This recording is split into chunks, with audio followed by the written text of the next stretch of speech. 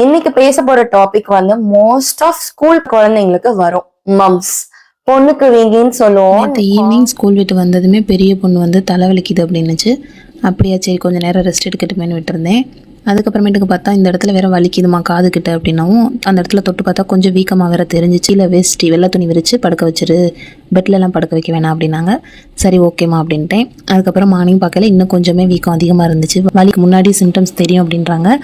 So என் பொண்ணுக்கு வந்தது வந்து தலைவலி.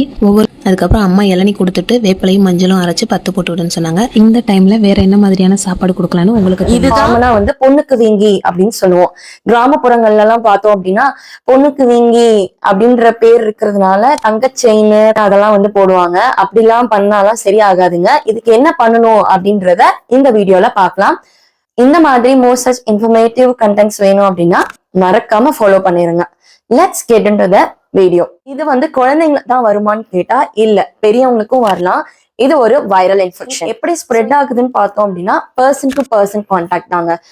அதாவது சலைவா, முக்கியமா வந்து சலைவானாலதான் வந்து பரவுது. தும்புறதுனாலயோ இரும்புறதுனாலயோ இல்ல ஒருத்தங்களோட பொருள், அதாவது ஃபார்மைட்ஸ்ன்னு சொல்லுவோம், ஒருத்தங்களோட கர்ச்சீஃப் யூஸ் பண்றது, டவல் யூஸ் பண்றது, இன்ஃபெக்டட் பர்சன்ஸோட சலைவா வந்து கான்டாக்ட் ஆகுறது ஒருத்தங்க கிட்ட. இல்ல அப்படின்னா வந்து ஸ்கூல் போற குழந்தைங்களுக்கு வந்து மோஸ்ட் ஆஃப் எல்லா குழந்தைங்களோட பழகுவாங்க. ஸோ இன்ஃபெக்ஷன் யாருக்கு இருக்கு என்ன இருக்கு நம்மளுக்கு தெரியாது. ஸோ அந்த டைம்ல அவங்களுக்கு ஈஸியா வந்து ஸ்ப்ரெட் ஆக வாய்ப்புகள் இருக்கு. ஸோ இதுக்கான அறிகுறிகள் என்னன்றதை நம்ம பார்த்துருவோம். ஸோ இந்த ஃபர்ஸ்ட் அறிகுறின்னு பார்த்தோம் அப்படின்னா இது ரெண்டு தாடை இருக்கு பாத்தீங்களா, இந்த ரெண்டு தாடைக்கிட்டையும் வந்து பரோட்டிக் கிளாண்ட் இருக்கும். இந்த பரோட்டிக் கிளாண்ட் வந்து ஸ்வெல்லிங் ஆயிடும், வீங்கிரும். ஸோ இதை வந்து உமிழ்நீர் சுரபின்னு சொல்லுவோம். இந்த சுரபி வந்து ஃபுல்லா வந்து வீங்கிரும்.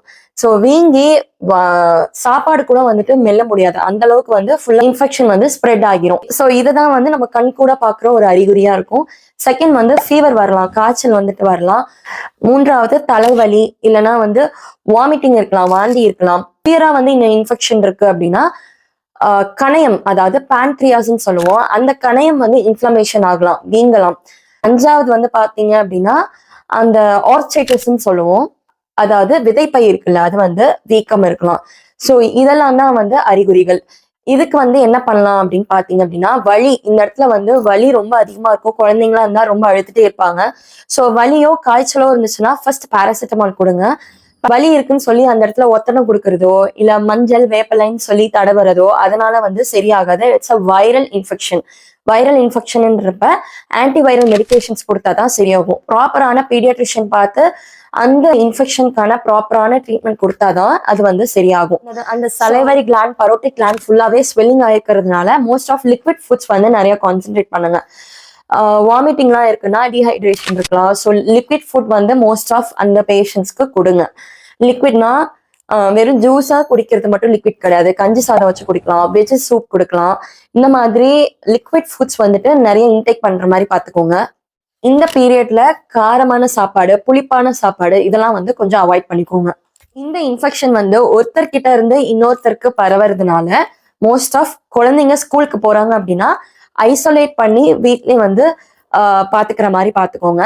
பிகாஸ் திரும்பி நீங்க ஸ்கூலுக்கு அமிச்சிங்க அப்படின்னா மற்ற குழந்தைங்களுக்கும் பரவறதுக்கான சான்சஸும் அதிகமா இருக்கு. அண்ட் இவங்களுக்கும் ரெக்கவரி டைம் லேட் ஆகிறதுக்கான வாய்ப்புகள் அதிகம். வந்து MMR வேக்சின் வந்து போடுறாங்க, மம்ஸ் வேக்சினேஷன் வந்து போடுறாங்க, மறக்காம வந்து போட்டுக்கோங்க.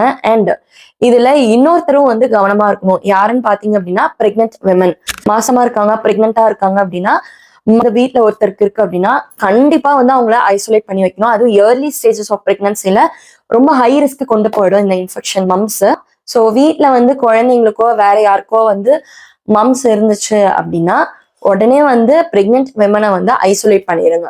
இவ்வளவுதாங்க இதோட அறிகுறிகள், ட்ரீட்மெண்ட் அண்ட் ப்ரிவென்ஷன். இந்த மாதிரி யூஸ்ஃபுல்லான இன்ஃபர்மேஷன்ஸ் வேணும்னா மறக்காம ஃபாலோ பண்ணிருங்க. உடம்பு பார்த்துக்கோங்க. பாய்.